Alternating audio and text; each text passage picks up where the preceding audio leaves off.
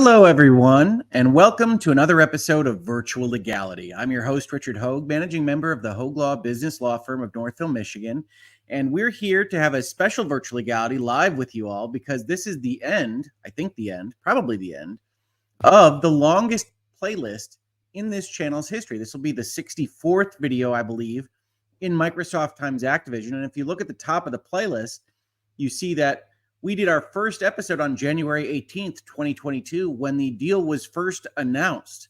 And in that video, we talked about a number of things, one of which was that the deal wasn't closed. Activision was not a Microsoft company at the time.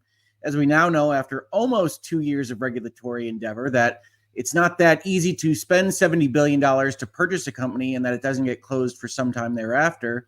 But now, today, we can talk about the fact that it did, in fact, close. As you saw in the thumbnail, it closed on, ironically enough, Friday the 13th here in October 2023. So more than 18 months after the deal was originally announced, it closed. Why did it close? Well, because the CMA, the Competition and Markets Authority of the United Kingdom, finally allowed the deal to go through. Now, before we get started there, I do want to mention that this is a channel supported by viewers and listeners like you through Playor, Patreon, or through memberships and super chats. I include that here primarily to remind myself to keep track of those super chats and memberships as they come in on my chat.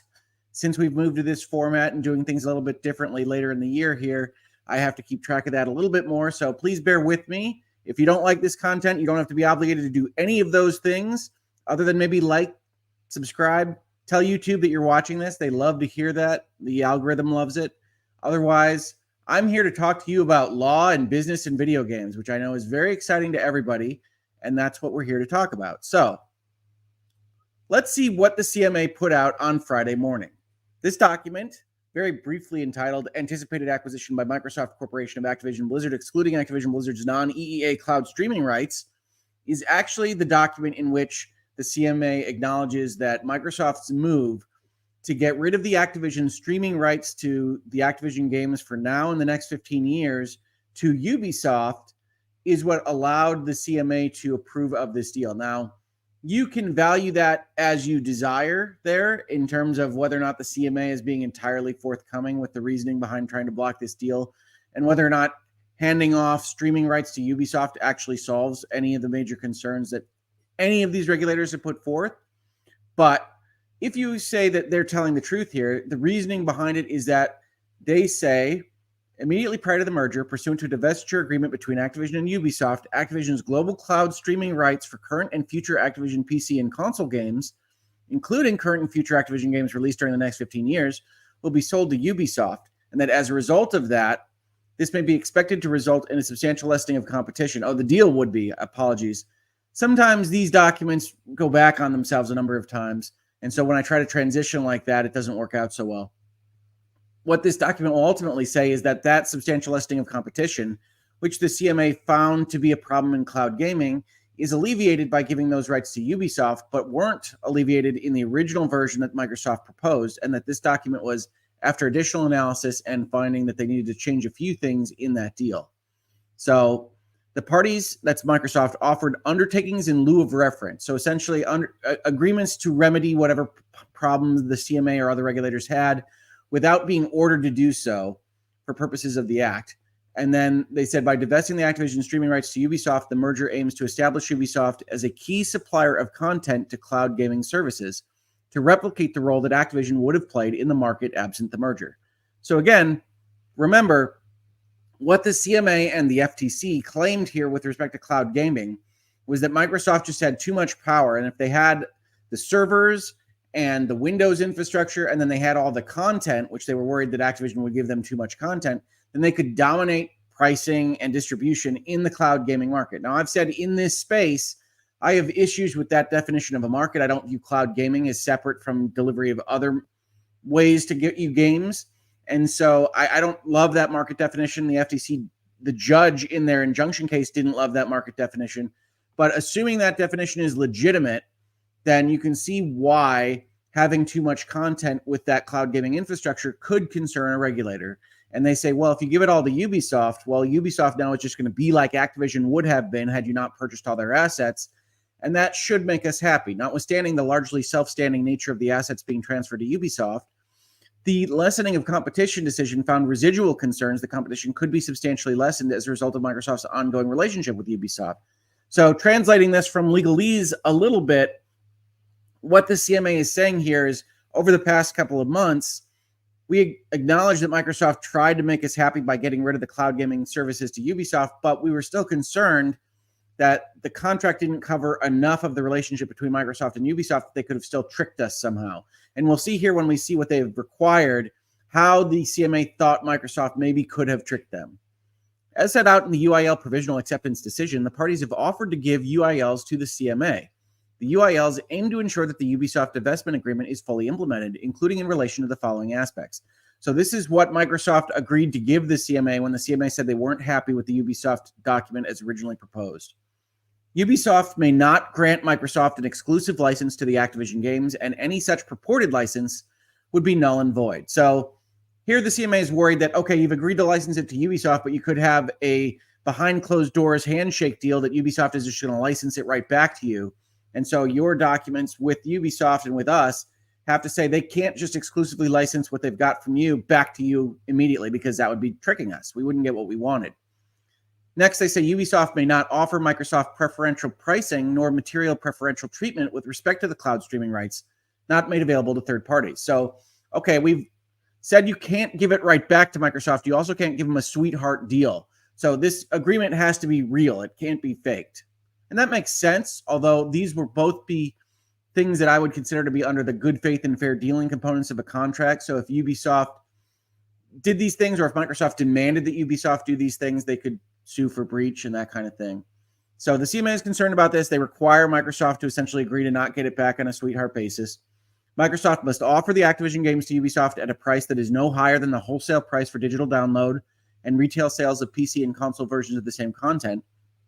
Meaning, okay, so you have to make sure the deal is actually worth something to Ubisoft. You can't say, okay, yes, you can have our cloud streaming rights, but we're going to charge you 10 times as much as we charge anybody else, which means you're never going to use them because you can't make it worthwhile from a business perspective on Ubisoft Plus or otherwise. So CMA says you can't do that. You have to make sure the deal is priced at a level that is wholesale to the rest of the market. Microsoft must provide Ubisoft with the Activision games in a standard executable format. You can't play tricks and put it in some kind of weird format that Ubisoft would have to decode and spend millions of dollars trying to figure out how to even operate. Microsoft will ensure that the quality, content, features, and performance of any Activision game delivered to Ubisoft will be materially similar to the non-streaming version of the Activision game. Now, here's where we get into a little bit of tech questions, right?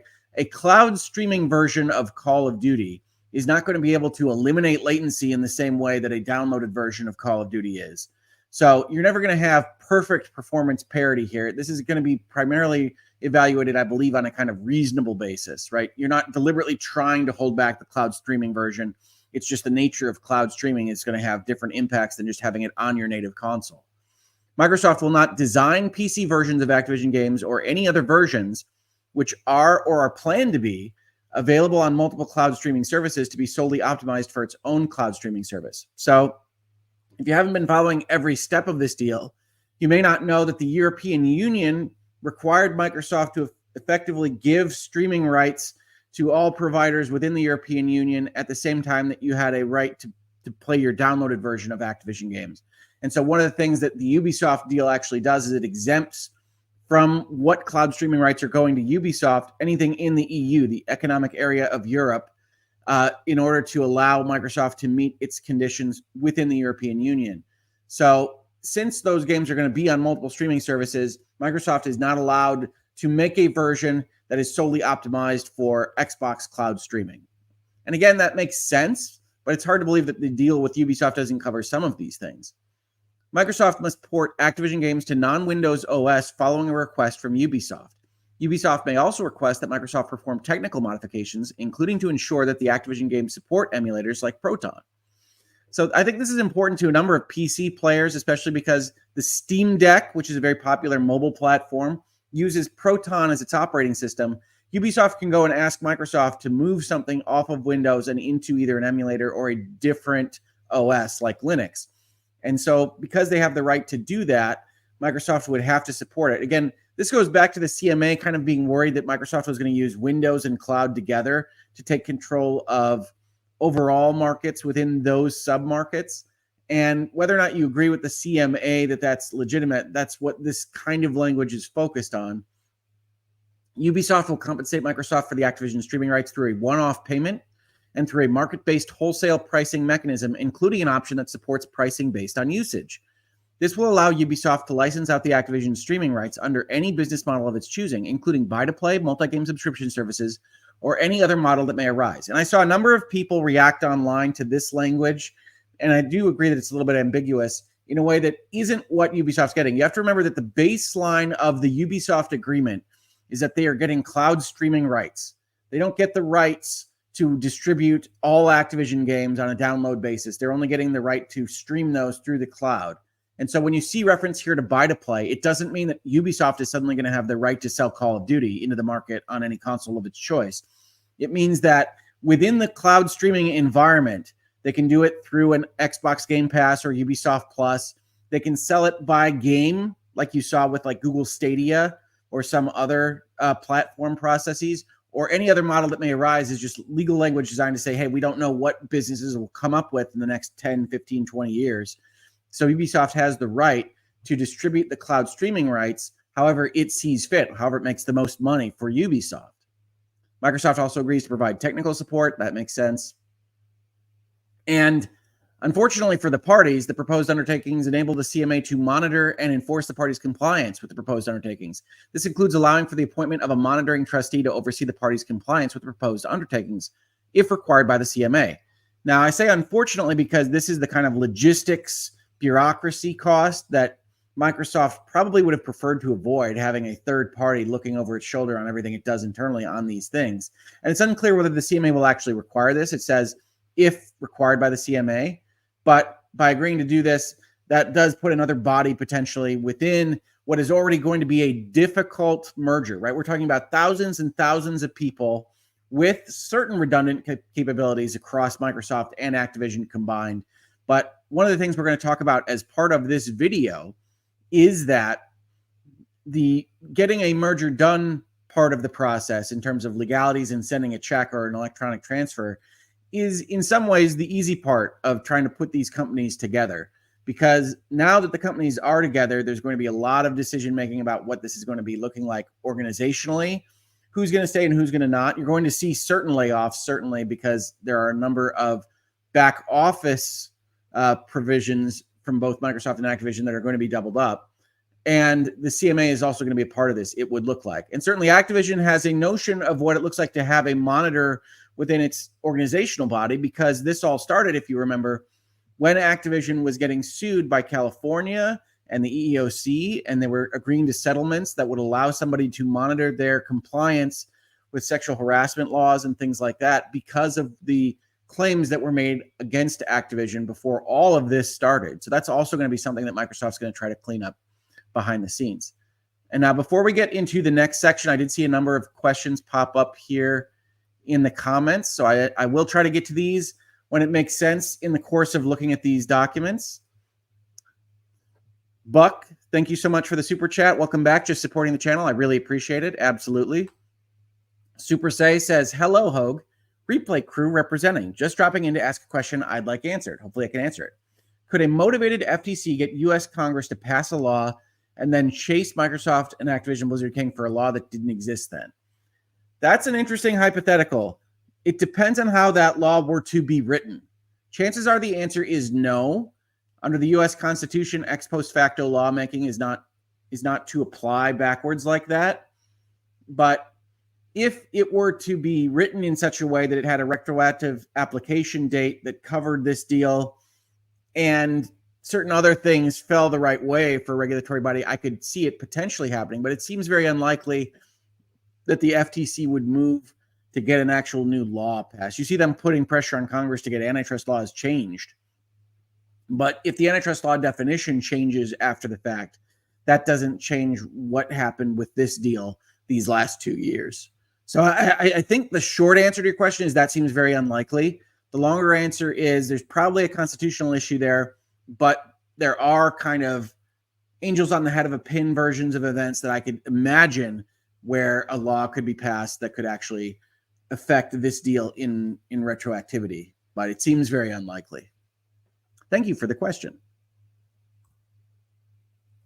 Let's make sure I handle these right. Super Say, thank you for becoming a YouTube member. I really appreciate it.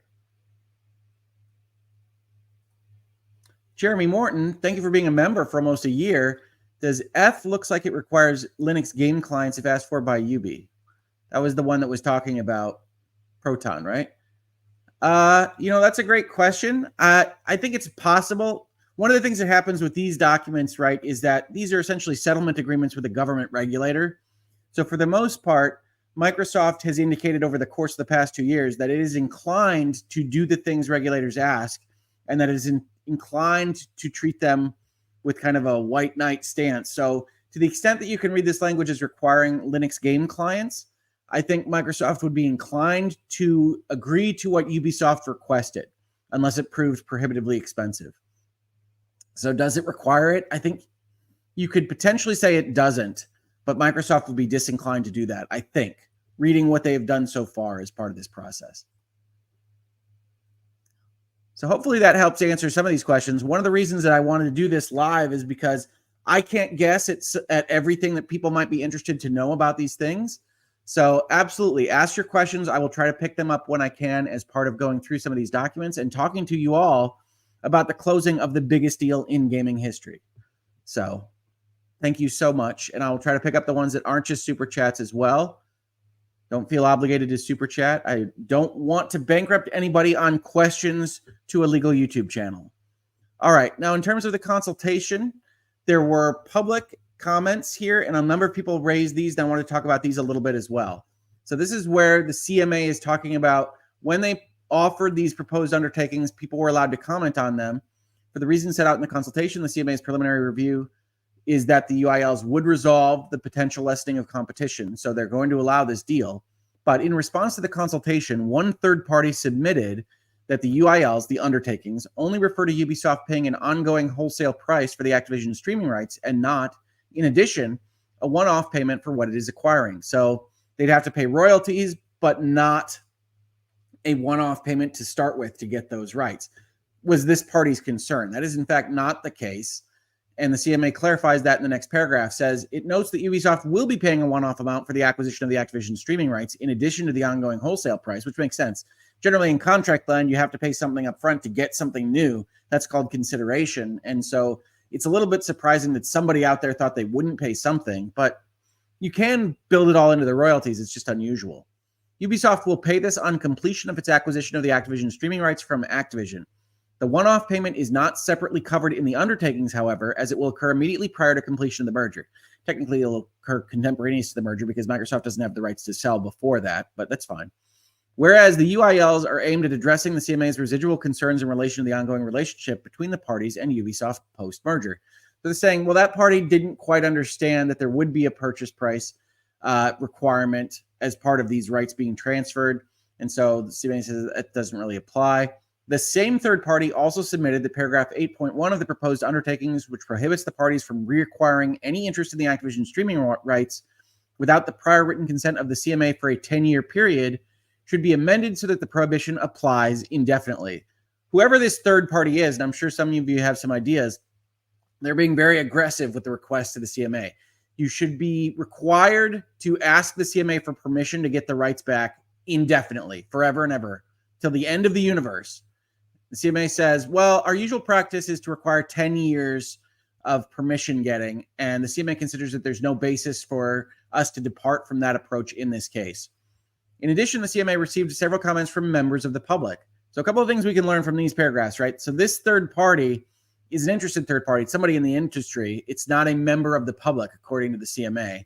It sounds like it's roughly what Sony has been doing beforehand, but I'm not going to guess that it is Sony. There are other parties that could say similar things. Google, for instance, has also been a part of these conversations. But it is a very aggressive stance. The CMA essentially just diffused it with these couple of paragraphs. Then they've got other comments from members of the public. Other members of the public are concerned about the degrading of versions, that the UILs could restrict Microsoft from streaming Activision games on Game Pass, or that Microsoft could circumvent the UILs by moving production of Activision games to studios outside of the Activision group, right? They're going to be a big combined development entity. So these members of the public said, well, we're still worried about degrading. On the other side, pro-Microsoft, we're worried that we're not going to be able to get our games on Game Pass, which is what Microsoft wanted to do here. And then also, we're worried that, yeah, you're covering Activision games for the next 15 years, but what if they're not made by Activision anymore? And so, justifiably, I think those comments are good. Regarding the concern of degraded or delayed access, the Ubisoft divestment agreement includes provisions requiring parity in the quality content features and release date. We saw that, so they're not worried about degradation anymore, and I don't think that was ever really a very strong argument. Regarding the access to the Activision games on Game Pass, the UILs do not prevent this, as Microsoft will remain free post-merger to negotiate a license from Ubisoft to the cloud streaming rights, just like any other cloud streaming provider. Now, in honesty, this is another area where I think we've seen this throughout this whole process, but the CMA seems to be getting a little bit confused as to what Game Pass is and what a multi-game subscription service is, as opposed to a cloud streaming service. I understand that a lot of these are delivered in packages and together, but Microsoft is allowed to put their games on Game Pass because that isn't cloud streaming in and of itself. Now, what this paragraph may be intended to answer is, can Microsoft have that little cloud button on Activision games in Game Pass? And the answer is yes, because they can license the rights back from Ubisoft. But in terms of just getting a game on Game Pass with some kind of blocked cloud button, Microsoft will have the right to do that, period. They're making the games. They're going to be spending the money making the games. They can put those on Game Pass as part of this deal, regardless of what Ubisoft has in cloud land. Regarding possible circumvention of the UILs by the release of future Activision content via other studios, the CMA considers that this is already addressed by the definition of Activision games in the UILs. In particular, Activision games are defined by reference to whether they are developed in whole or in part by any of the Activision studios, or based in full or in substantial part on intellectual property rights in any Activision-developed games that were previously commercially released by the Activision studios. So let's take Call of Duty as an example here. And this is one area where people might be a little bit upset that this definition is actually broader than they might have thought, right? So in an effort to prevent Microsoft from getting around the streaming rights going to Ubisoft, one thing that might happen here is that Microsoft is going to be a little bit disinclined to develop Activision IPs with their other developers within the Xbox family. So if you thought, okay, well, Call of Duty is great, but maybe we could let 343 make some Call of Duty stuff. Maybe we could let some of the Activision developers make Transformers games or go back to what they were doing before. That is less likely to happen with this provision in place than it would have been otherwise, because everything that uses Call of Duty or uses something that Activision owns, Spyro, Crash Bandicoot, whatever you want to think of in place of Activision games here, even if it were developed by the Coalition or it was developed by another Xbox studio, is going to be counted as Activision games to which Ubisoft gets those cloud rights. So Microsoft has indicated here that they don't care about the cloud rights that much, but if they do, they are going to have to give the rights to whatever those games are that are based on Activision developed intellectual property, even if they were otherwise completely created by Microsoft Studios after the date of this agreement. So I do look at this paragraph and say, okay, that's probably necessary for what you're trying to cover here for the public comment and what you're ostensibly concerned about in your documentation, but it is going to grab things that are going to be potentially inefficient for Microsoft to develop on their own. So some of the advantages of moving the Activision brand of companies into the Xbox family are not going to be fully realized because of preventions like this. Other members of the public responding to the consultation either expressed support for the merger, considered that the merger should be referred to phase 2 investigation, or made comments unrelated to the matters at issue to the CMA's investigation. I like this catch-all, right? Some of the comments we got were from gamers that were just spewing randomness. Have you been on Twitter lately, asks the CMA? And so they didn't answer those. On this basis, the CMA does not consider that the third-party submissions received cause it to change its preliminary view. The CMA therefore considers that the UILs offered by the parties are clear-cut and appropriate to remedy, mitigate, or prevent the competition concerns identified in the SLC decision. For the reasons set out above, the CMA considers that the UILs provided by the parties are a comprehensive solution, and the undertakings which have been signed by the parties and will be published on the CMA's web pages will come into effect from the date of this decision. So they're allowed to go ahead. And there's more documentation here that basically repeats all of that. So we're going to skip that and get back to some comments and some questions. But that was what happened on Friday morning that really paved the way for all the news that you probably saw this weekend. Let's take a look at some of those questions. First of all, Midnight Dreary gifted a Hoeg Law membership, and I'm very glad that I can highlight those now in this space. Thank you so much, Midnight Dreary. All of that is super helpful to keeping this channel going and keeping these conversations going, and I love having these conversations with all of you. The same goes for Lindsay, who gifted 5 Hoeg Law memberships. Thank you so much. I hope you guys enjoy your gifted memberships. We've got emojis and fun stuff happening on the channel. I think we're likely to do some members-only streams at some point in the future, whether you're supporting us directly through YouTube, through a membership, or through Patreon or Player. But I have to coordinate some of that and get some of those ducks in a row. So give me some time there. But if you do like this content, we will be having more of it in the near future. Catherine Fraser, you must be relieved to be at the end of the negotiation phase. Thank you for keeping on top of this.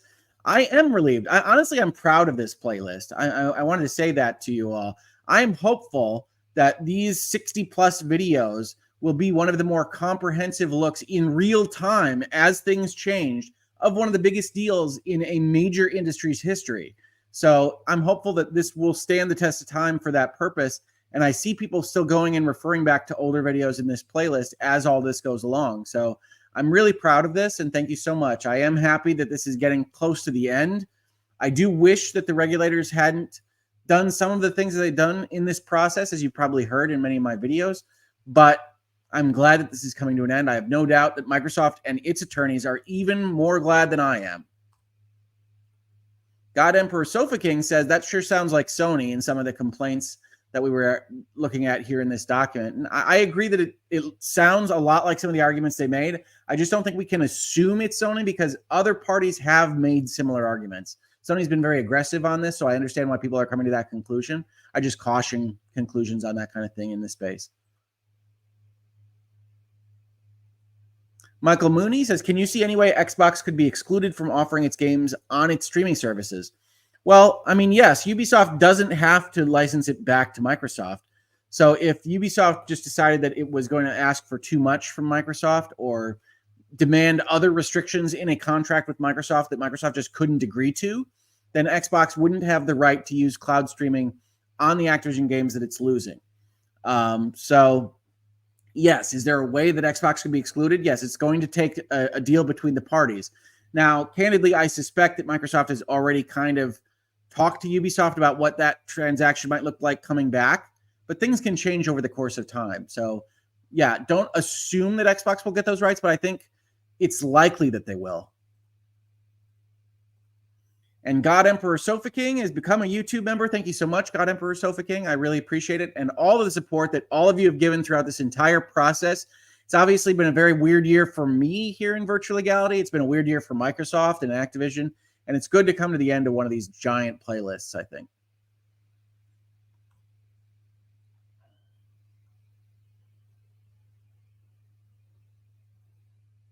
Wait, I just noticed your background. Where's Gaming Dino? Asks Hello Darkness, my old friend. Sporting the Gaming Dino. They're right here. I got to get the directions right. They're always reversed on camera. They're on the shelf back there. We have changed the background a little bit. I'm sorry that the red wall is gone for right now, but we're working on some things.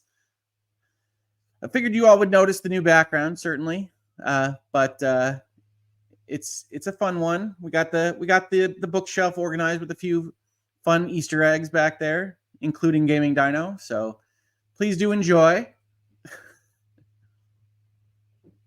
I may need a case closed bumper. Yeah, I need a button to hit that has some kind of, oh, this one's done. Playlist over. But yeah, we're not quite as fancy to have those bumpers here in this space just yet. But we're working on it. Changing things around. All right.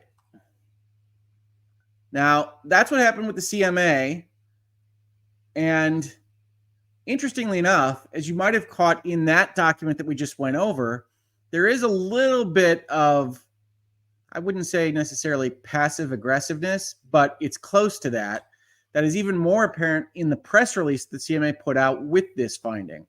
So if you look at this from October 13th, 2023, Friday the 13th, the new deal for Microsoft to buy Activision without cloud gaming rights has been cleared after the CMA concluded it would preserve competitive prices and better services. And describe what they've done. And then Sarah Cardell, chief executive of the CMA, said the CMA is resolute in its determination to prevent mergers that harm competition and deliver bad outcomes for consumers and businesses. We take our decisions free from political influence, and we won't be swayed by corporate lobbying. So as part of this, as you can see in the playlist, Microsoft and the CMA wound up having a pretty significant war of words when the CMA originally moved to block this deal. And part of that was because the CMA originally set up their argument against Microsoft on the basis of math that was incorrect for whether or not Microsoft would keep Call of Duty primarily, but Activision games in general, off of other consoles and keep them as exclusive to Microsoft. And Microsoft pointed out that math was wrong.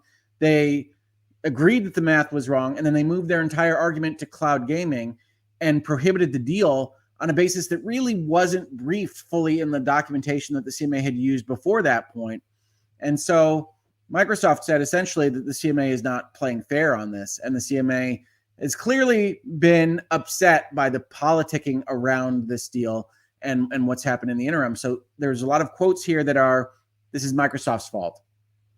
We are the only competition agency globally to have delivered the outcome to move cloud streaming to Ubisoft. And that is in fact the case. The United Kingdom is the lone regulator to find an issue here and then to require Microsoft to divest the cloud streaming rights to another company, even though the European Union found that they were okay with having Microsoft just agree to give cloud streaming rights to all the cloud streaming providers as part of the sale of a game. But businesses and their advisors say the CMA should be in no doubt that the tactics employed by Microsoft are no way to engage with the CMA.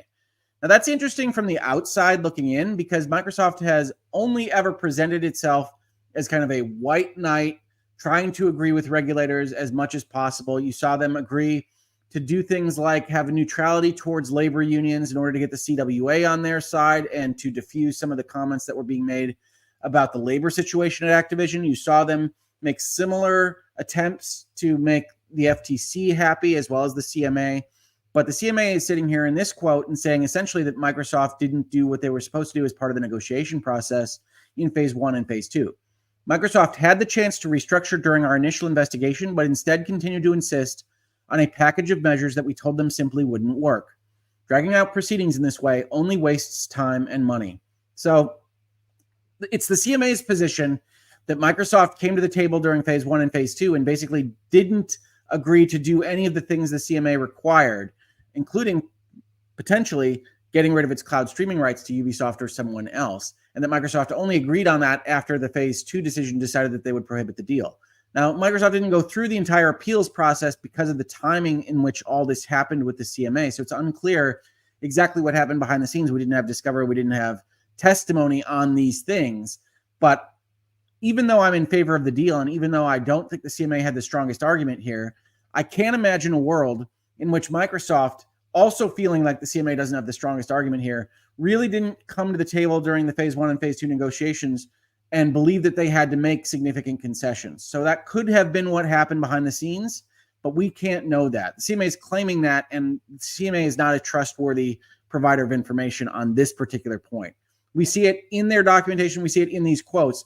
They are trying to defend their existence and themselves politically, and we'll see why in just another minute as well. Martin Coleman, chair of the independent panel who reviewed the original Microsoft deal, said cloud gaming is an important new way for gamers to access games, and this deal could have seriously undermined its potential development.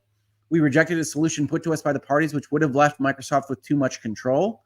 We now have a new transaction in which the cloud distribution of Activision games, old and new, is taken away from Microsoft and put into the hands of Ubisoft, an independent party who is committed to widening access to the games.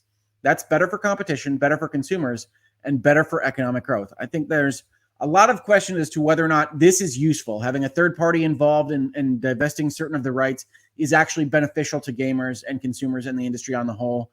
But that's a reasonable minds can differ kind of argument, and economics will differ on those questions as well. That's the CMA, but I wanted to highlight those quotes because you get the impression that however you feel about Microsoft, however you feel about these companies consolidating or the industry, this is a regulator that is a bit prickly on these points, right? Even in the face of agreeing to this deal, they spend their press release issuing quotes that say Microsoft was a bad actor here, right? Telling other regulators that you have to watch out for Microsoft effectively. And Microsoft can't love that, But I think in some respects, the CMA, by crying wolf on this so much and having quotes like this is part of their press release, might be losing some of their own cachet as a policing regulator in the world order on these tech questions. So we'll see how that looks long term. And I promised you that I would mention why they're a little bit prickly. And this is from PostUp SOG on Twitter. PostUp is an Xbox fan, but has done a great job of kind of highlighting a number of these articles as they come out and putting forth some of the details here. This is from an article in the Telegraph that I was able to find, but that I don't have rights to because I'm not paying for a Telegraph subscription. PostUp puts forth what the news was. Sarah Cardell, who you just saw give the quotes in that press release, said there is no reason to dilute planned new powers to regulate big tech companies. And all of this comes down to, in the UK, we saw that their process does not mirror the United States in one important way, which is that there isn't a clear line to appeal a CMA decision, that the competition tribunal does not actually have full rights to reverse the CMA and actually is kind of hand-tied a little bit by how the statute reads in the United Kingdom right now. And so there is some talk in the United Kingdom to say, hey, look, we don't want regulators to just make complete executive decisions as to how the law reads. We want the courts to have a say in that process. And so maybe there should be an appeals process that looks a little bit more like what happens in the United States. And the CMA, as you would expect, says, no, we don't need that kind of oversight, right? Mr. Sunak is said to be spearheading a drive to let companies such as Microsoft smother the watchdog in red tape. This is editorializing from the article. Under the original proposals, the government wants to launch a new division, the Digital Markets Unit, which would give the CMA the power to fine companies such as Google and Facebook billions for breaking the watchdog's rules. However, the Mail on Sunday reported earlier this month that Downing Street, the Prime Minister, wants to introduce new appeal powers against CMA rulings in the upcoming Digital Markets Competition and Consumers Bill. Moves to let big companies tie up the CMA in costly and time-consuming legal appeals are said to follow a big tech lobby campaign to water down the new law. And again, this is one of those areas where reasonable minds can differ as to, you see this particular editorial or editorializing in this news article suggesting that anything to lower the ability of the CMA to do these kinds of things is at the behest of big tech and is watering down their powers. But if you follow this deal, you can certainly see that there is value potentially in having the right to appeal on an objective basis under the statutory rules, whatever a regulator might find against you. We've seen in real time for the past almost 2 years that regulators are sometimes motivated by things other than the strictest reading of a statute. And so I am, again, a lawyer in the business sphere. I do antitrust compliance, and I've done mergers and acquisitions for a long, long time. So you can take my tilt as anybody else's, but I'm certainly inclined to believe that a more objective, appeals-based, court-based mechanism with respect to regulatory bodies is useful in general for smoothness of economic transactions. Now, you can disagree with me just as easily as you can disagree with the CMA or Microsoft or anyone else. But that's the kind of background of what the CMA is dealing with right now, is that this whole set of moves, and Microsoft having as many lawyers and money as it does, has put them under the spotlight in a way that they're not terribly comfortable with. And hence you get all of those quotes about how much of a good job they did, right? As they approved this deal, they did such a great job to get this cloud streaming notion out of the hands of Microsoft and into Ubisoft. And after all that, I said in a tweet on Friday morning, I wanted to do a video like this with you all here in this space when Microsoft finally closed the deal. Microsoft didn't take a long time to do that, however. On Friday the 13th, the morning of, they basically closed the deal immediately. Now, behind the scenes, I can tell you, lawyers are rushing around getting signatures and doing the various things, probably for the past couple of months, and had them all held in escrow, as we call it in transactions, which means they're not effective until we say they're effective. But everybody has the signatures to know that the closing can happen. And then they move the money that morning, and shareholders in Activision get the Microsoft money. The deals are closed.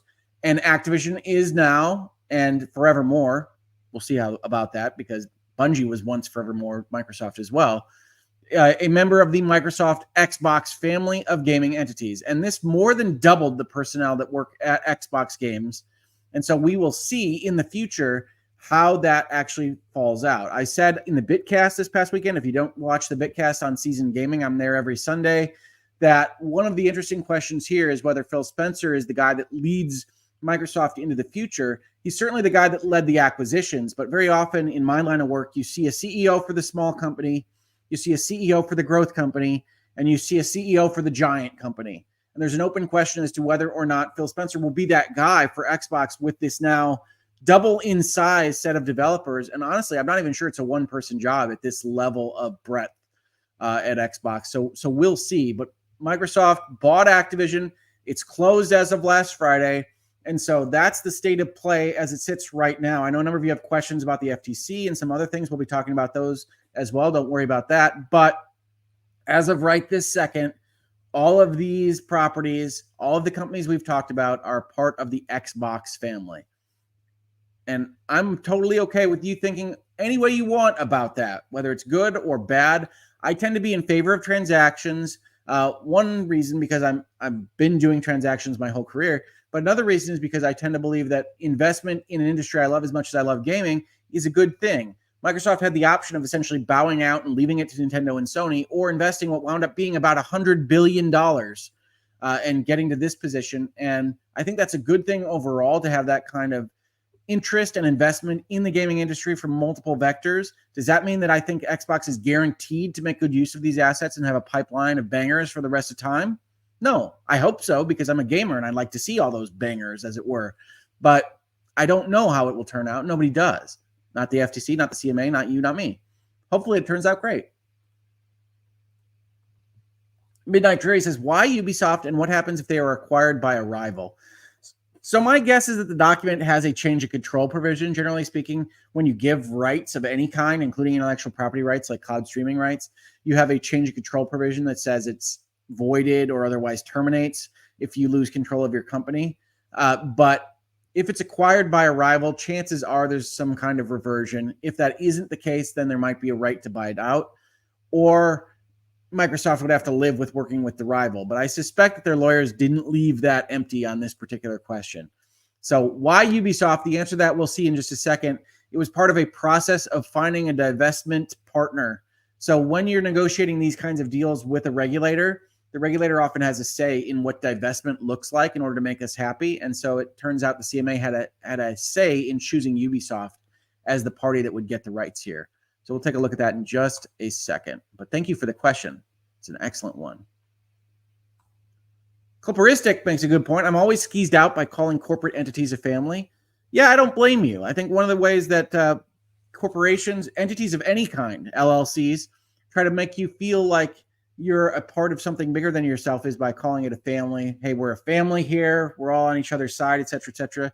My advice to anybody in those situations is that you need to understand that those entities are not your family, and that if a better offer comes along, then you should at least consider it, and you don't have that moral obligation, because they're not going to have that moral obligation to you if you're not making the value for them that they thought you would.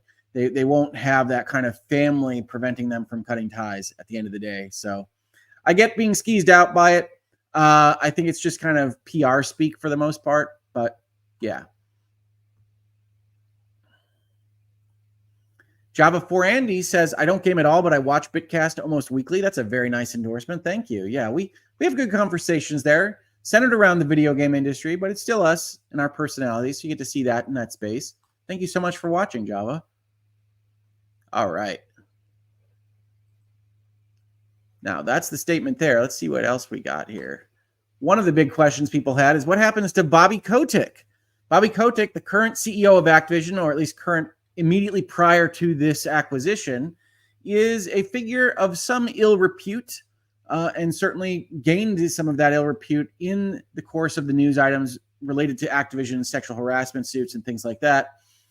People thought Bobby Kotick would be leaving as part of this transaction. He is, it looks like, but as I've mentioned in other videos in this series, when you've got a giant merger of companies, when you've got any decent sized merger of companies, very often the prior management of the company that was targeted and is now being eaten by the other company will stay on in what we call transition service capacity, right? So generally speaking, some kind of agreement is entered into with the current management of a company target that says, you're going to help us transition the company because we don't automatically have all the information needed to run this company, right? We run a video game company. Yes. We run a software company. Yes.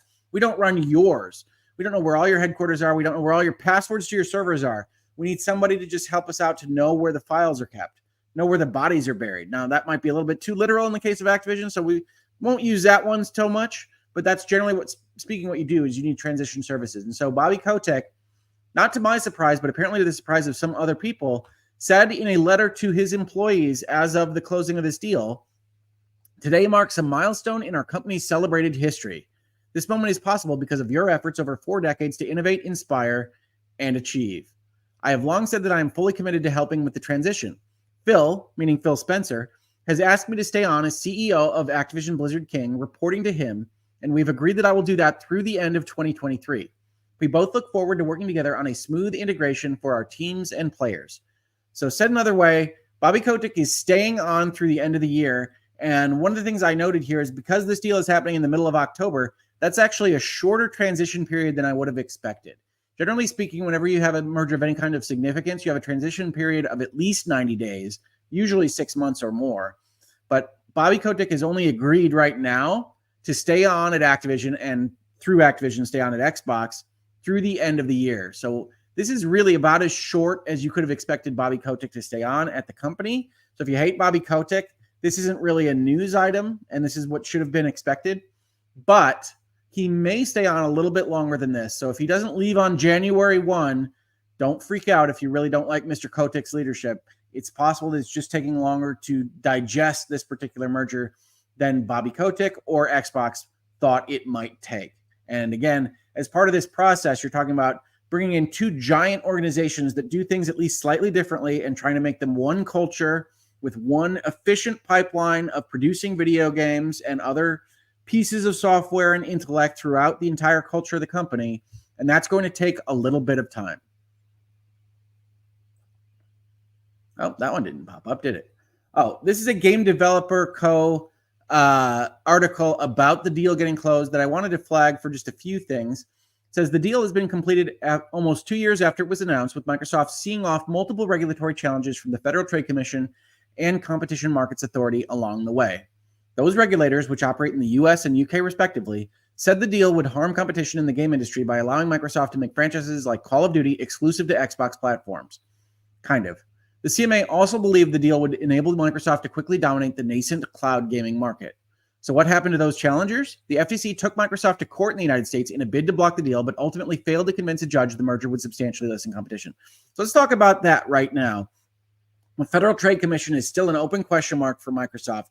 But one thing that we've said in this playlist, and many of you probably already know, but a lot of folks outside this virtual legality environment don't know, is that unlike the UK and the European Union, which approve deals, right? You can't even buy the company unless it's approved in those jurisdictions. The United States doesn't approve deals. It only seeks to block them. So the FTC failed in their attempt to block. They went and asked for an injunction from a federal court. Federal court said, no, you didn't make your case. Federal Trade Commission can still move forward with its own regulatory process and determine even after closing that there is something that should be unwound, right? We've seen the FTC do that a little bit with Facebook purchases. We see them doing some of that right now with other aspects of antitrust law, but the FTC could determine later on that this deal is something that violates United States antitrust law and that Microsoft would be forced to unwind Activision. Now, once the combination has been made, it becomes even harder for the FTC to win their case because a court is less likely to try to unwind things that are inextricably interlinked. So this whole process that we're talking about right now of Xbox digesting Activision and how difficult it is, that's going to result in effectively irreversible changes to Activision and Xbox. And so the courts that the FTC might go to seek a withdrawal and a divestment are less likely than they were beforehand to give a preliminary injunction. So the FTC's chances of winning there are very low, and low enough that Microsoft agreed to close even with that being out there. So Microsoft probably didn't have to close under the terms of their merger agreement with the FTC going forward and looking at a regulatory action against this deal.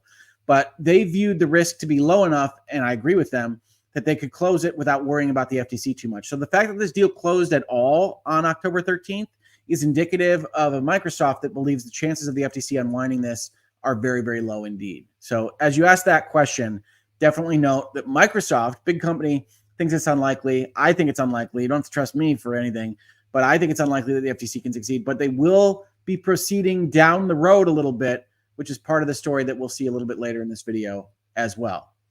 The CMA, meanwhile, blocked Microsoft's original merger proposal over fears it would alter the future of the fast-growing cloud gaming market. Despite that setback and a rather high-profile war of words between those parties, Microsoft sought to remedy the situation by agreeing to transfer Activision Blizzard's cloud gaming rights to French publisher Ubisoft for the next 15 years. After making that commitment, Microsoft submitted a revamped proposal to the CMA.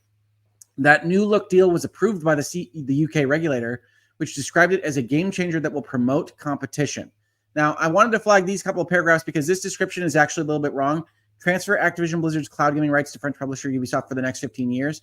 So what the agreement for cloud streaming rights does is give the rights to Ubisoft in perpetuity, perpetually, forever, but only for products that are developed now, in the past, or in the next 15 years. So Call of Duty Modern Warfare 3 through Call of Duty Modern Warfare 17, whatever it'll be in 15 years, Ubisoft will have the rights to those, but they'll have the rights to those forever, and there's no reversal. There's no giving back to Microsoft at the end of a contract concept in their documents. The CMA is very clear about that as they describe these particular undertakings. So it's not a transfer to Ubisoft for the next 15 years. It's a transfer forever of things made in the next 15 years. And that's a distinction that's important to lawyers. I think it's important to actually describing these things. And I see this kind of Scrivener's error type mistake a lot when these things are described. But if you're thinking about it yourself, just know that Ubisoft gets the rights forever, but only to the things made between now and 2038.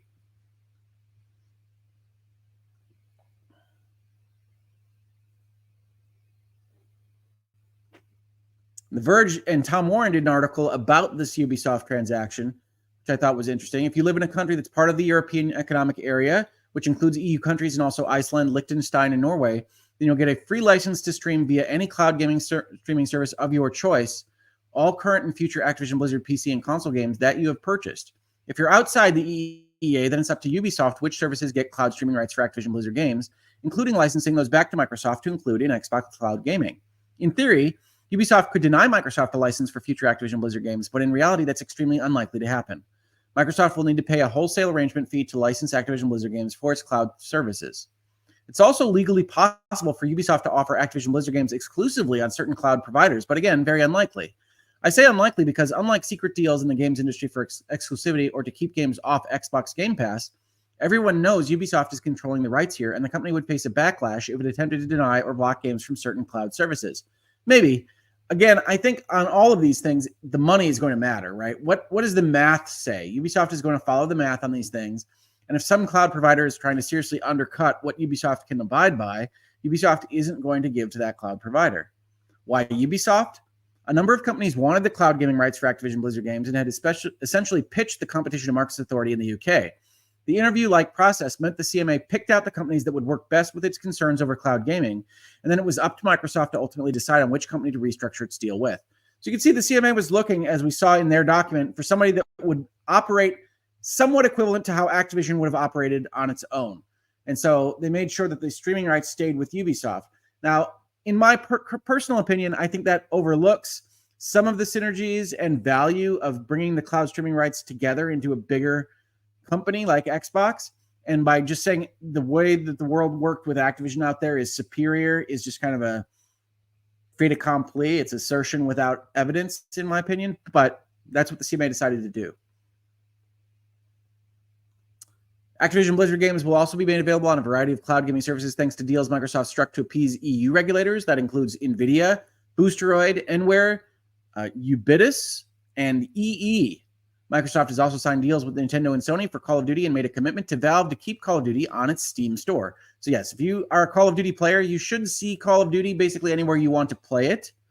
As for the rest of the Activision games, where they appear in terms of cloud streaming is an open question.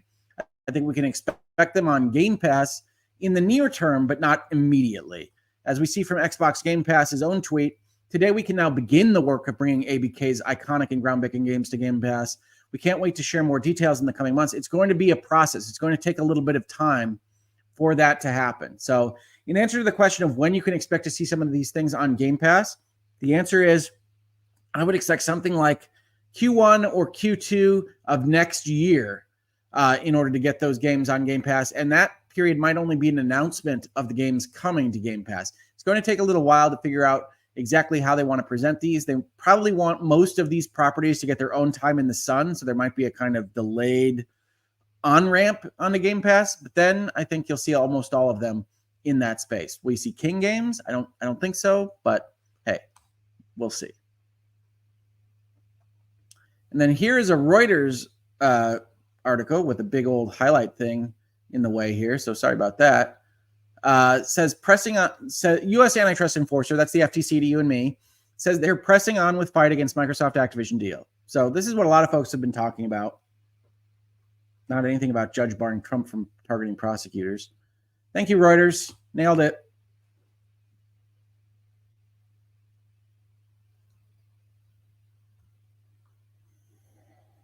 Well, suffice to say that article just went over what we were talking about, that the FTC was still going to be around. I also got asked this question from Eurogamer about what the FTC was likely to do, and we can see I'm quoted here by Tom Phillips in this article regarding the closing of the deal.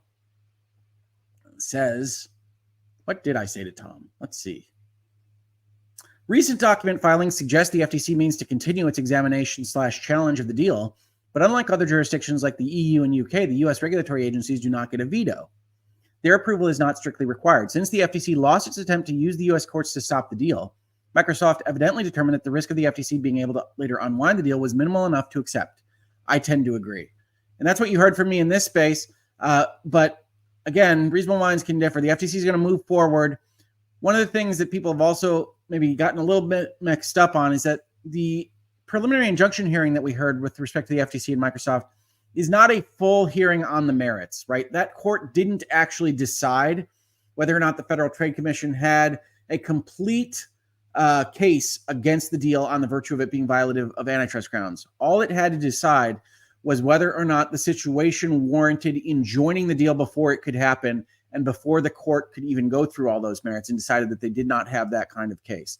Now, the reason that's important is because, one, because the court didn't reach the merits, the FTC can still go on their own regulatory path and try to talk to their own administrative judge about potentially saying the deal is violative of antitrust, then using that administrative action to get another court to give them the right to unwind this transaction, but also because that's probably the best chance that the FTC had, right? In that particular context, the court has to assume certain aspects of the FTC's case as being true and proven when they actually have to prove it with evidence in any other context. So what we're looking at is a situation in which the FTC is a little bit dragging its heels, being a little bit prickly on its own to go against this deal, and is unlikely to succeed in the long term.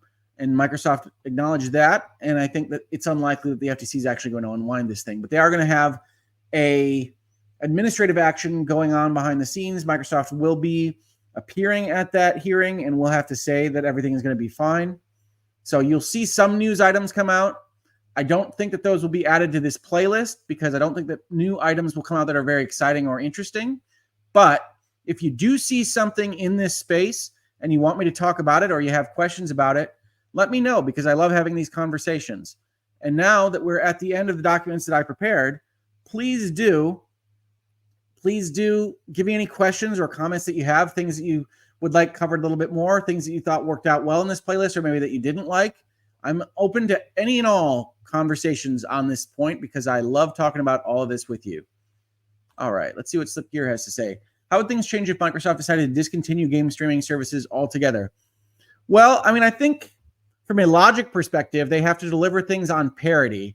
You could argue that if they're not preparing any of their own streaming services, that not delivering things to Ubisoft would be on parity with not preparing anything on their own. But I don't think that would actually work for them. Again, because I don't think streaming is actually a separate market. It's just a delivery mechanism. So chances are, if they're making a game, they have to deliver that to Activision as a game, and Ubisoft has to figure out how to stream that.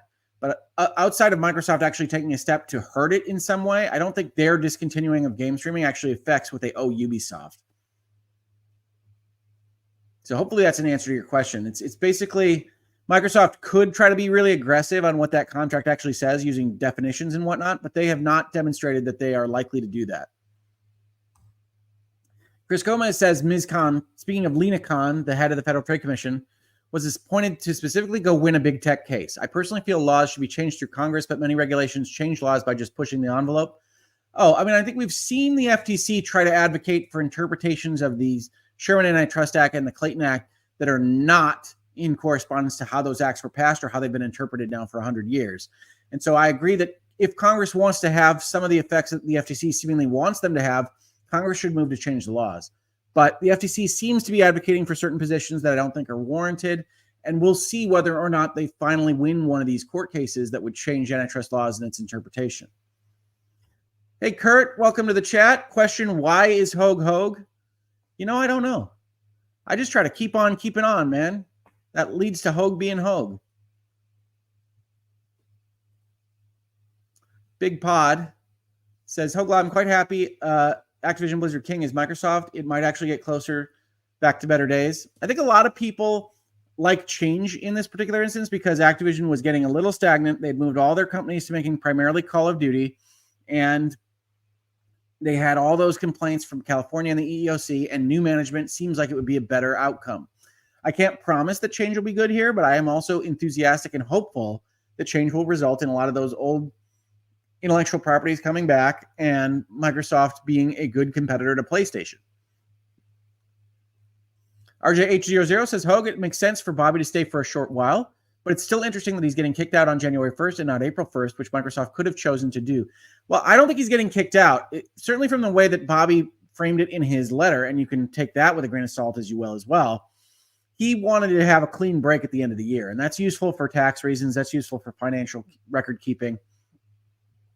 And useful just in terms of mental aspects, right? New Year's is a good time to do something different. So it doesn't surprise me that he would say, okay, I'm willing to do it to the end of the year. Remember, when this deal was supposed to have gotten done by was July 18th. And so that would have been a 6-month kind of window. I suspect Phil asked him in the middle of this sequence. He said, I'll stay till the end of 2023. And now that's not that long.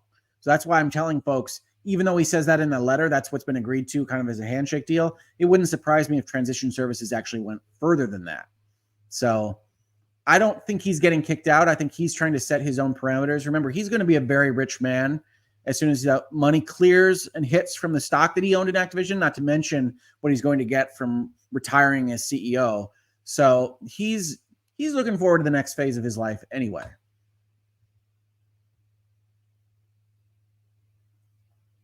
The Rambling Gamer guy asks, if Xbox makes an Activision game exclusive, like a new IP, could Sony then try to gain access to those games from Ubisoft via cloud? Yes.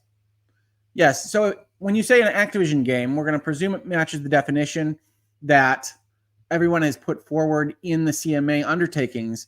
That includes current Activision titles, like if they made a Crash Bandicoot game or a Spyro game or a Call of Duty game, made it exclusive to Xbox, then they have to give the cloud streaming rights to Ubisoft. Ubisoft could absolutely negotiate with Sony to have it included on PlayStation Plus cloud, right? But they couldn't. Ubisoft doesn't have the right to give native experiences to anyone. So even when you see buy to play, that's just talking about buy to play for cloud access, not buy to play as we would think of for download access. So yes, they can go around the horn through cloud, but they won't necessarily have native access to anything that Xbox makes through the Activision game side of things. Mrs. Hoeg Law is asking a question to Gamer Ducko. Did it have something to do with a D20? Don't know what this is about, but sometimes you just go through the chat and you find random comments, like my wife asking about D20s. Bad as a Hog says, this entire deal was just for Candy Crush. Also, Activision and especially Blizzard's constant and egregious anti-consumer practices will start to affect the Xbox brand now. I mean, I think the hope is that whatever negative patina Activision and Blizzard had over the course of the past few years can be cleansed under new management. But that doesn't always work, and you might be right that essentially it'll go the opposite way. So we'll see. I'm hopeful, because I'm a gamer, that this deal winds up with great games and better outcomes for the people that make those games within the Xbox family. I can't guarantee that, but I'm hopeful about it because that's what I would like as a gamer to support. So we'll see. As for Candy Crush, yes, certainly King was an important part of this deal. Microsoft wants to be involved in mobile. There's a lot of money to be made in mobile. King was definitely a driver of this deal. We said that very early on in the playlist. You can go back and check the receipts there. Toxic Cat says, I'm all for wanting better regulations, but the way Lena Khan and Elizabeth Warren is going at it makes the entire agency look corrupt. I don't know about corrupt. I think they look politically motivated, which maybe is what you mean by corrupt and maybe what some people mean by corrupt. I think if you go back to the playlist, you can hear me talk about what a politically motivated regulator might do, and you see the FTC and the CMA acting in that way as politically motivated.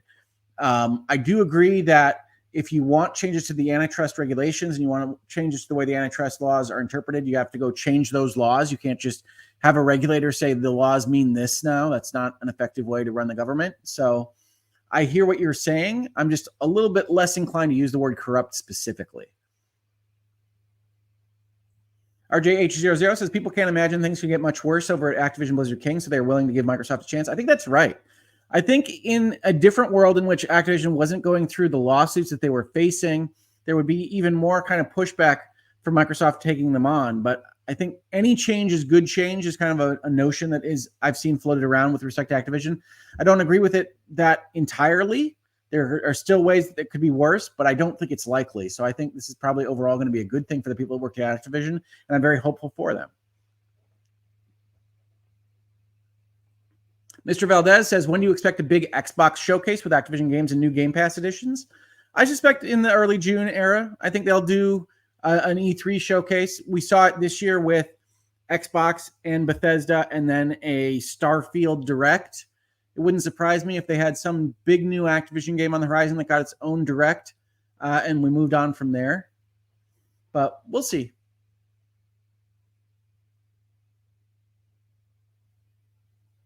Squad Hunter 117 says, I got a question. So say if like Crash 5 comes out as exclusive and Sony wants it on the cloud service, does that mean Microsoft has to make a PS5 version?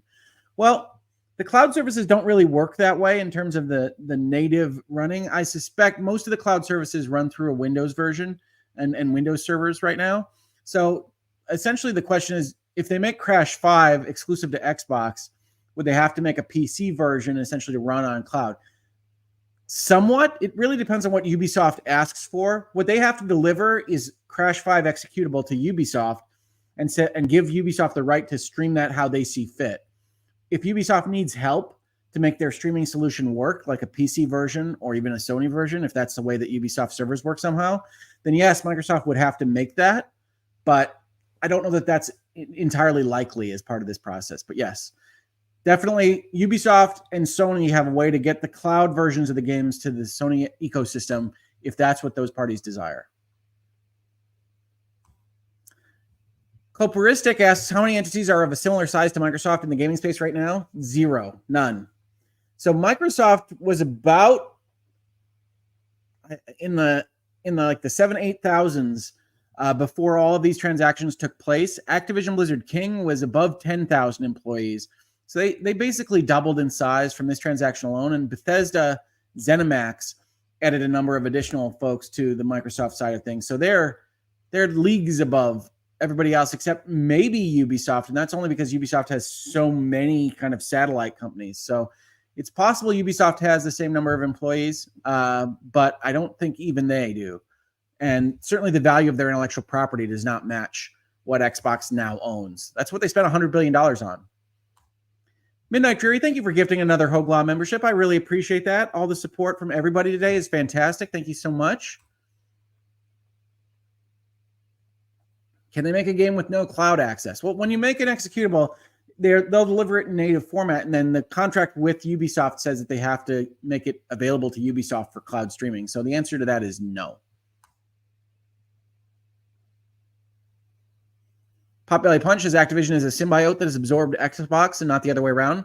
Certainly Activision Gaming is bigger than Xbox Gaming, but whether you want to call it a merger of equals or not, it is the case that Microsoft and Xbox is in control. They're the ones that are going to run management. And so ideally, the culture of Xbox would be more prevalent than the culture of Activision, at least as described in those lawsuits. But we shall see. The proof will be in the pudding, but it will take a little bit of time.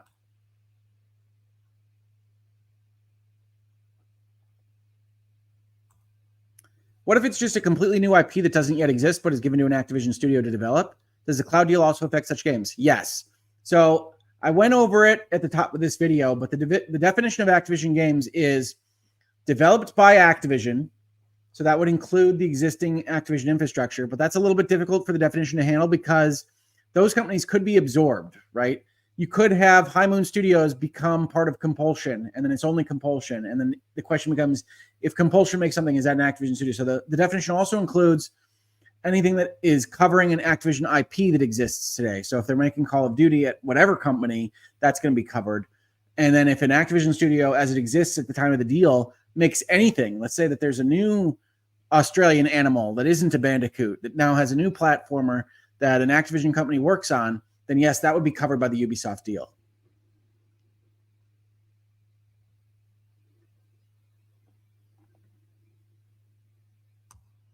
Chris asks, I'm curious if there will be movement from the Supreme Court of the United States to ban administrative courts. That would be a massive hit to how processes run now, especially at the Internal Revenue Service.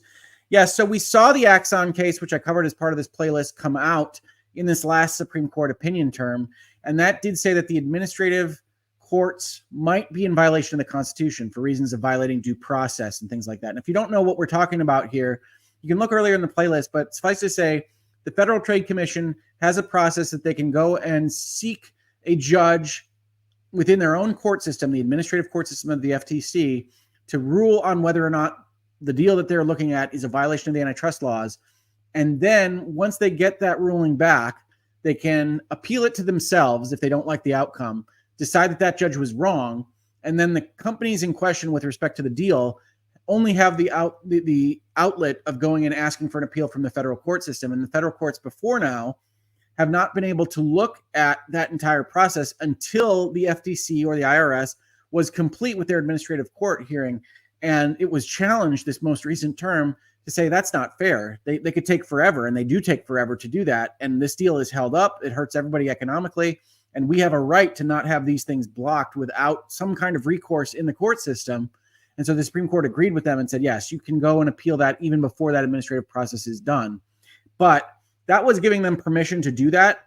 We're still one step away from that actually being done and found to be a violation of the Constitution.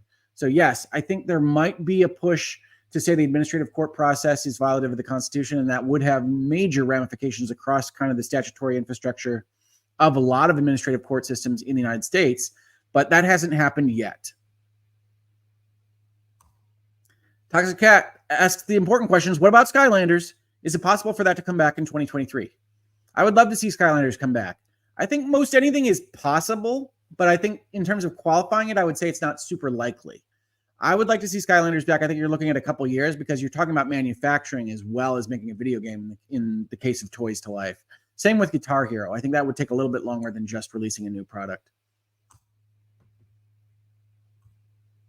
The Rambling Gamer Guy asks, do you think Microsoft will handle integration slower due to the pending FTC case? In the slim chance that they would have to divest.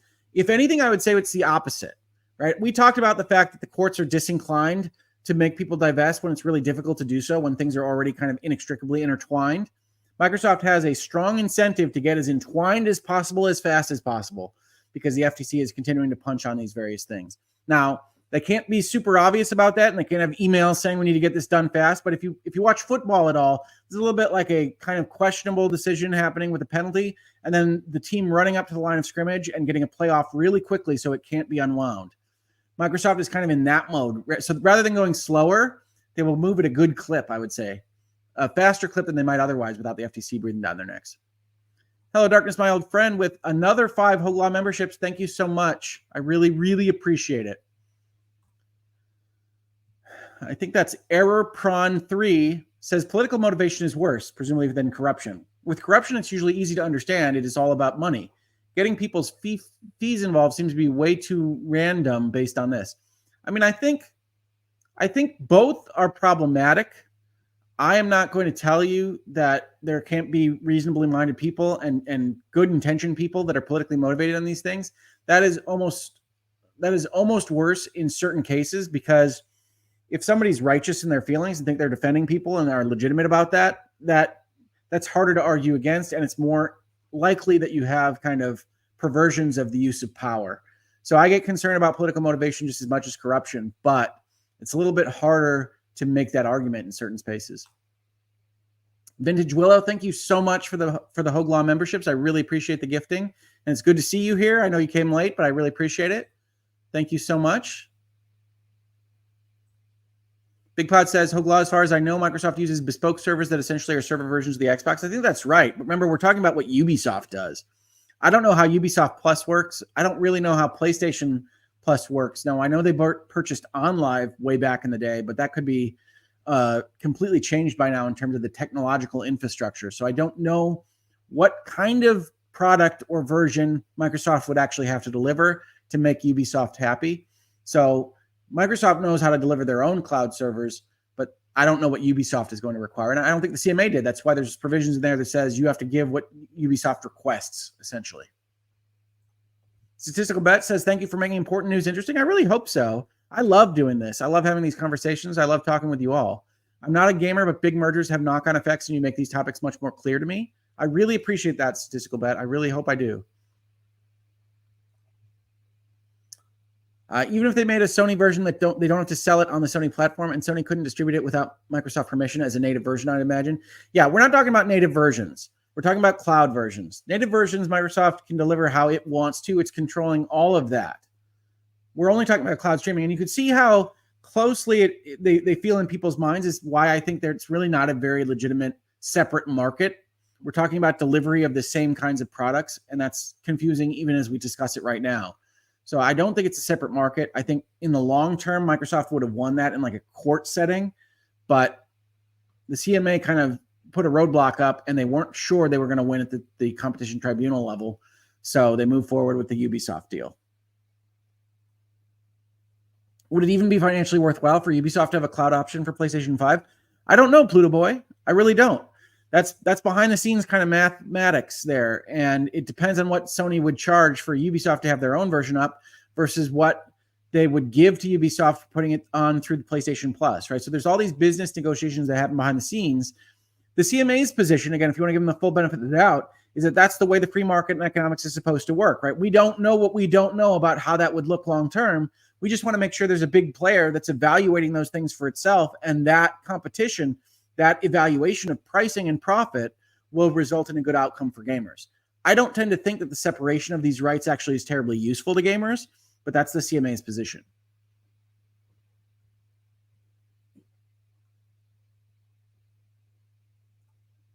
Mr. Too Opinionated, thank you so much for the super chat. Does Ubisoft make any dollars off the microtransactions of the games being streamed?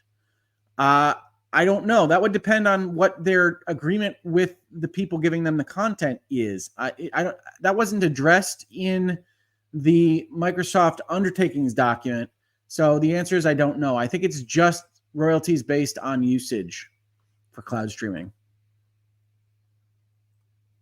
If Ubisoft gets purchased, what happens to the streaming rights? So I answered a question like this a little bit before. The answer is, again, we don't know because we don't have eyes on the details of that agreement. But usually in an agreement like that, you've got a change in control provision that says if your company experiences a change in control, either the rights revert back to us, the deal is terminated, which is similar to a reversion, or we get some kind of buyout right. So I would expect Microsoft to have protected itself there. Again, you're looking out for Sony buying Ubisoft, right? Or Nintendo buying Ubisoft. So chances are that was covered in the agreement. But if it wasn't, then contracts can be transferred and can be assigned, and then Microsoft would have to deal with whoever the purchaser of Ubisoft is. I feel like this actually puts Sony in a weird position. If Ubisoft Plus is on PlayStation, do they tell Ubisoft not to? And this is a similar result. I don't think so. I don't know. Again, this would be on a case-by-case basis. Sony would be evaluating the value of having a product in their ecosystem and selling PlayStation units versus essentially advertising and selling content for Microsoft, right? And if Microsoft goes out there and says, yeah, you can play it over here, but you can get it natively on Game Pass with the purchase of an Xbox, maybe that isn't something Sony wants to advertise. Nobody really knows how this is going to shake out from a business perspective. That was the purpose of this from the CMA's perspective, is to let it shake out through the free market. You don't have to agree with them on that, but that's really what it is long term. Lucia says, so Activision Studios can't even work as support studios or else they would be giving cloud rights to a game? Yes. So let's say 343 is making a game and uses Sledgehammer for help. Yeah, so 343 is making the next Halo and says, hey, we've got all these first-person shooter companies at Activision coming over. Let's get some help on here. Let's make the game even bigger and better. By the way it's described in the CMA's documentation, then that would be a quote unquote Activision game because Activision companies helped develop it. And Microsoft would owe the cloud rights to Ubisoft. So this is one of those areas where, again, I think maybe a little bit between the lines, a little bit unclear to folks that are just looking at this on a face perspective, is going to result in less economic usefulness than it could have otherwise realized, right? Because I do think there's going to be a reluctance in Microsoft for the integration to have touch points with Activision that could potentially result in the cloud streaming rights going to Ubisoft. Now, if you believe Microsoft that cloud isn't that important, then that's not going to drive their decision making. But if you instead agree with the regulators that cloud actually secretly is important and Microsoft knows it's important, then they're going to be really reluctant to have those rights go away and use Activision Studios in support for the other things that they're doing, because there's no reason to give those rights away if they don't have to. So yeah, I think that that's a good question. And I do strongly suspect that's going to put certain roadblocks and landmines in the integration process as they try to figure out how they can best make video games without giving more rights than necessary to a third party.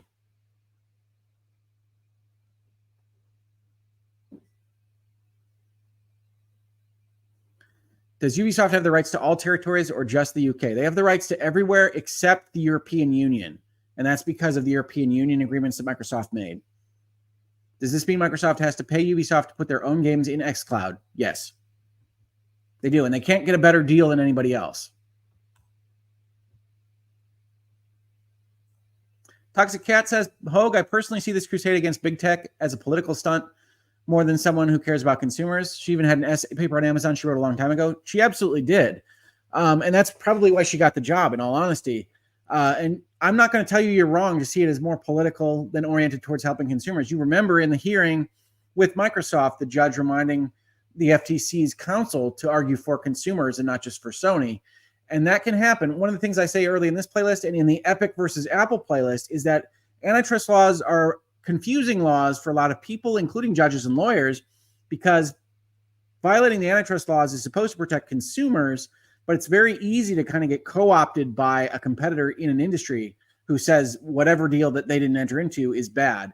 But protecting competitors is going to hurt competition in the long run more than in helping the consumers. And the consumer welfare standard has been the American standard for as long as I've been a lawyer and longer than I've been alive.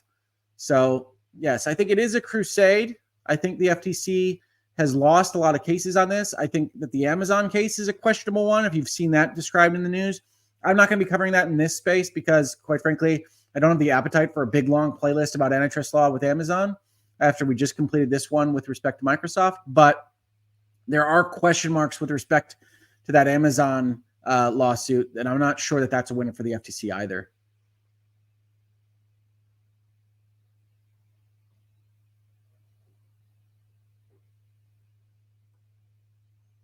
Brightest Sun says, considering that according to Tom Warren, there was a set of suitors and Microsoft went with Ubisoft, I think there might be something more to this deal.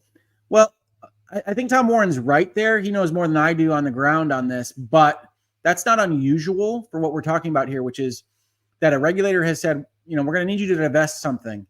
Then essentially you don't want to go through the process of arranging a divestiture that the regulators wouldn't like. So whenever that happens, you've got the regulators involved with figuring out what the divestiture party is going to be.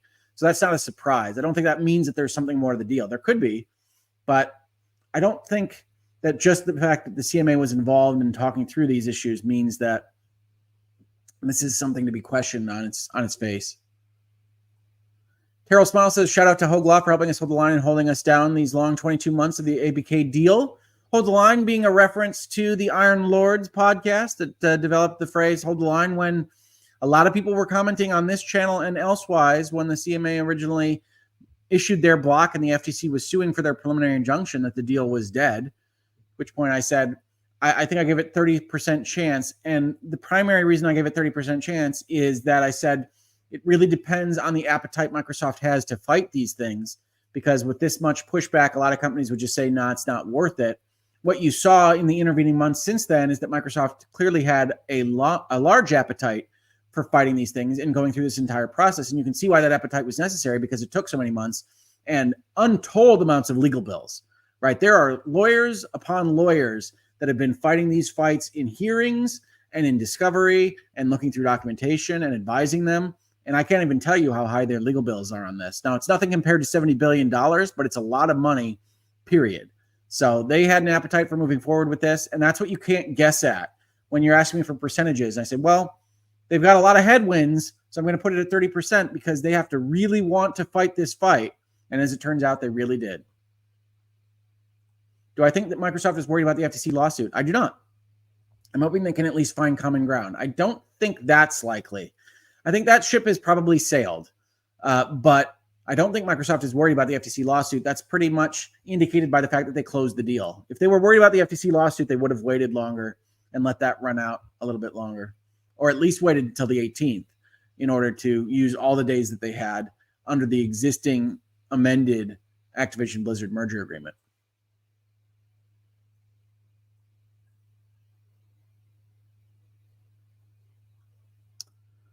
Top Shot, thank you so much for the super chat. What's stopping Microsoft from including Ubisoft Plus into Game Pass as a discount for giving them cloud streaming rights similar to EA Play?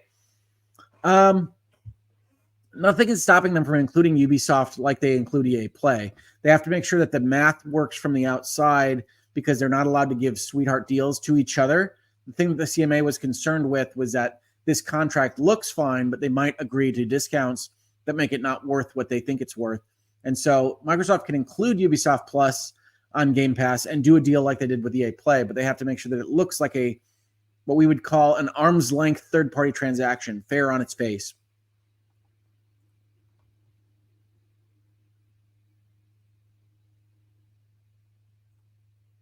Big Pod says, Hoeg, based on what I'm seeing, Ubisoft likely isn't using Windows but Linux, but not sure. Yeah, I think that's entirely possible. And certainly the fact that the CMA called out being able to use emulators like Proton suggests that Ubisoft indicated that that might be useful to them. So it's very possible they're not using Windows.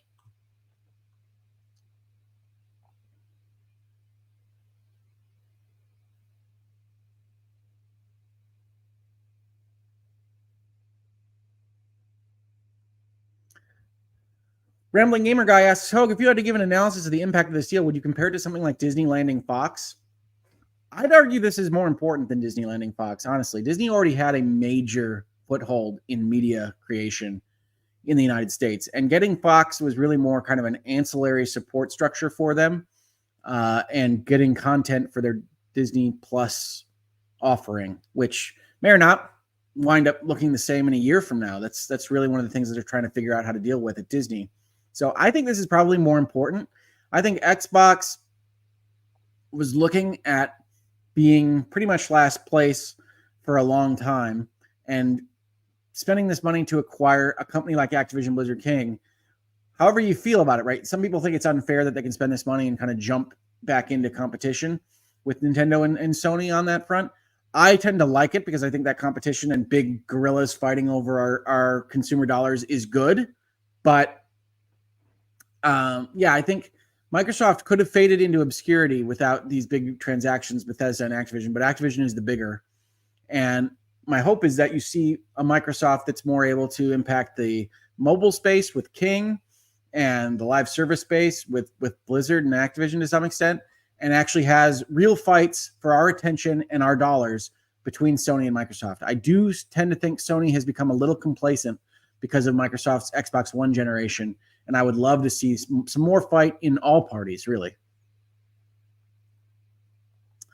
Timur says, CMA seems to be all on offensive against cloud in general, not just cloud gaming. Was this deal the first potential target for their agenda? It wasn't the first.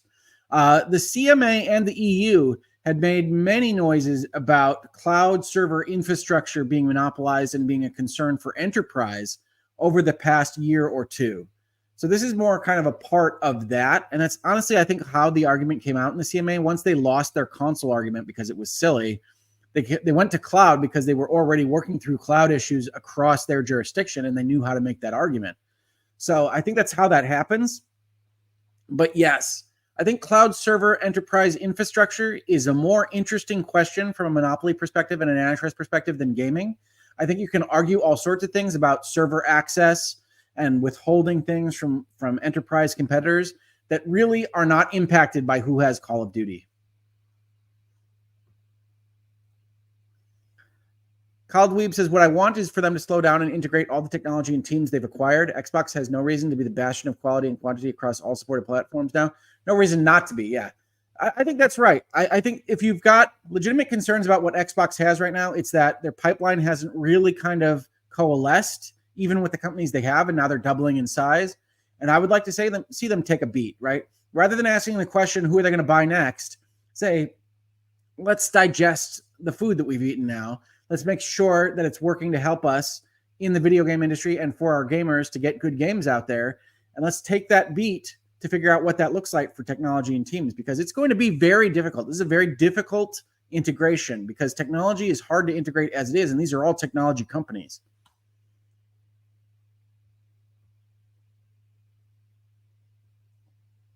Easander11 is bringing the truth. Hoeg is hoping the deal will result in something a little more exciting than The Last of Us 2 remasters from under the Sony umbrella. Yes, I am. And I'm not going to sit here and tell you that I think Xbox has anything remotely close to the level of exclusives that Sony does. That's really how Sony has made its hay over the past generation or two. But the fact that Naughty Dog has basically been making remasters now for the entire generation is, I think, a shame. And I think if Xbox can go and get some of that cinematic adventure money, can go get more consumer attention, that Sony is going to have to stop resting on its laurels at some point, and that's going to be good for all of us.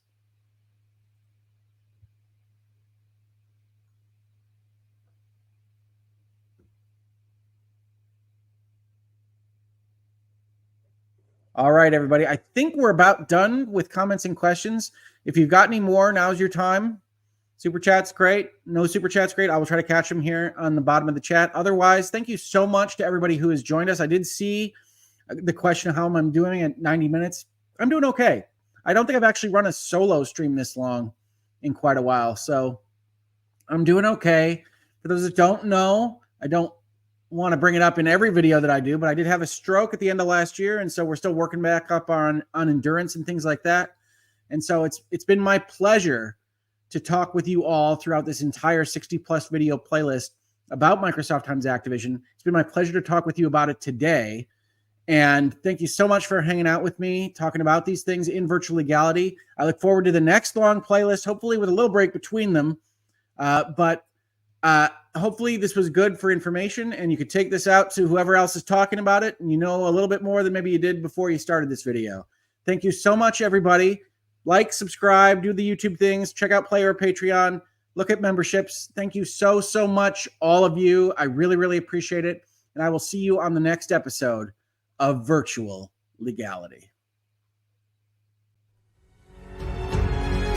Virtual Legality is a YouTube video series with audio podcast versions presented as commentary and for education and entertainment purposes only. It does not constitute legal advice and does not create an attorney-client relationship.